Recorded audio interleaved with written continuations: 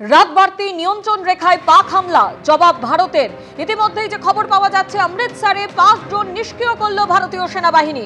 সরাসরি আমাদের প্রতিনিধি পার্থ প্রতিম ঘোষ আমাদের সঙ্গে রয়েছেন। পার্থ, কি পরিস্থিতি এই মুহূর্তে? গোটা অমৃতসর, গোটা পাঞ্জাব জুড়ে এই মুহূর্তে কিন্তু সম্পূর্ণ ব্ল্যাকআউট। আমরা একেবারে কোনো রকমে অল্প করে যেটা অনুমতি নিয়ে মোবাইলের যে টর্চ সেটা জ্বালিয়ে আমরা ছবিটা দেখাবো। আমার সহকর্মী যে ছবি শ্যামলকে বলবো তুলে ধরার জন্য, সেটা দেখতে পাচ্ছ যে কোনো জায়গায় কোনো কিছু দেখতে পাওয়া যাচ্ছে না। সমস্ত জায়গায় একবারে স্ট্রিট লাইটগুলো, সেই স্ট্রিট লাইট বন্ধ অবস্থায় বন্ধ অবস্থায় রয়েছে। যে হোটেল বাড়ি সেই সবটা বন্ধ, এবং এখানে একেবারে কড়া যে নজরদারি পুলিশের, সেই পুলিশের কড়া নজরদারি। আমি দেখানোর চেষ্টা করছি যে পুলিশ একেবারে যে গাড়ির আলো জ্বলছে সেই আলোগুলোকে সম্পূর্ণভাবে নিভিয়ে দিতে বলছে। কোনো রকমভাবে কোনো আলো এখানে জ্বলছে না। পুলিশ কর্মীরা সম্পূর্ণ অন্ধকারের মধ্যে এই যে জায়গা রয়েছে একেবারে অমৃতসর শহর, সেই অমৃতসর শহরে ডিউটি করছে। আমরা আবার দেখাবো, রাত্রিবেলা একজন স্কুটার নিয়ে আসছিল, স্কুটারের আলো জ্বলছিল, সেই আলো নিভিয়ে দিতে বলা হলো। এখানে পাশে একটা পুলিশের থানা, সেই থানাও সম্পূর্ণভাবে অন্ধকার অবস্থায় রয়েছে, এবং তাকে বোঝানো হচ্ছে যে কেন এই আলো বন্ধ রাখতে বলা হচ্ছে, এবং সেই মতো কিন্তু একেবারে আলো বন্ধ করতে বলছে।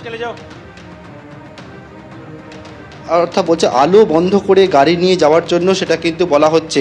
আমরা একেবারে যে এই জায়গায় রয়েছি সেটা হচ্ছে পাঞ্জাবের অমৃতসরে, এবং পাঞ্জাবের অমৃতসরে দেখতে পাচ্ছি গোটা জায়গা ঘুটঘুটে অন্ধকার। এবং কারণ হচ্ছে যে বিষয় সেটা হচ্ছে যে ইতিমধ্যে আজকেও কিন্তু এই অমৃতসরে পাক ড্রোন সেটাকে নামানো হয়েছে, এবং মিসাইল অ্যাটাকের খবর পাওয়া গেছে। সেটা হচ্ছে পাঞ্জাবের ফিরোজপুর পাঠানকোট বর্ডার চত্বরে।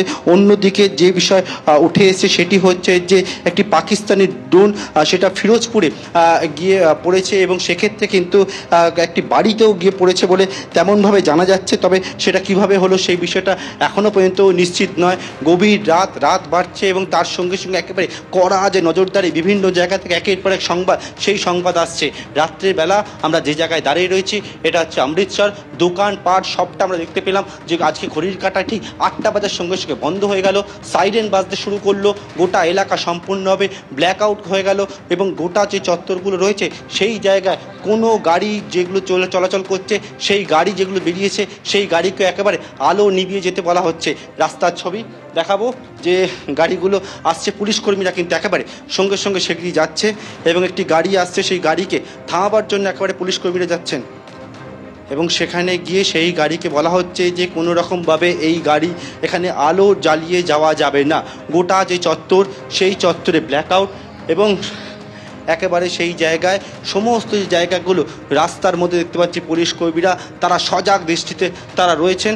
একের পর এক যে গাড়ি কোনো রকমভাবে, যে গাড়িতে আবারও দেখা যাচ্ছে গাড়িকে বলা হচ্ছে আলো নেভানোর জন্য, পুলিশ কর্মীরা যাচ্ছেন, বলা হচ্ছে আলো নিভিয়ে গাড়ি নিয়ে যাওয়ার জন্য। গোটা চত্বর একেবারে পাঞ্জাব এলাকার বিভিন্ন যে সীমান্তবর্তী জায়গাগুলো রয়েছে সেই জায়গাতে এখনও পর্যন্ত বিভিন্ন জায়গাতে খবর আসছে নানা জায়গায় হামলার চেষ্টা করছে পাকিস্তান, এবং এক ভারতীয় সেনা সেটাকে প্রতিহত করছে, এবং এয়ার ডিফেন্স সিস্টেম সেটার মাধ্যমে সেই প্রতিহত করছে। এবং আমরাও বিনা আলোয় এখান থেকে কাজ করার চেষ্টা করছি, মোবাইলের আলো জ্বালিয়ে, এবং এই মুহূর্তে গোটা পাঞ্জাব অন্ধকারে রয়েছে, এবং সম্পূর্ণ ব্ল্যাকআউট অবস্থায় রয়েছে, এবং বিভিন্ন জায়গায় থেকে নানা খবরগুলো উঠে আসছে, এবং তারই সঙ্গে জানতে পারছি এটা ভারতীয় সেনা তারা কিন্তু প্রতিহত করছে এই পাকিস্তান যে হামলা করার চেষ্টা করছে, সেই এয়ার ডিফেন্স সিস্টেমের মাধ্যম থেকে ভারতীয় যে এয়ারপিসে ঢুকে আঘাত আনার চেষ্টা করছে পাকিস্তান সেটা কিন্তু প্রতিহত করছে ভারতীয় সেনা। একদিকে যেমন বর্ডারে তারা রয়েছে, সীমান্তে তারা রয়েছে, অন্যদিকে রাস্তাঘাট বিভিন্ন জায়গায় দেখতে পাচ্ছি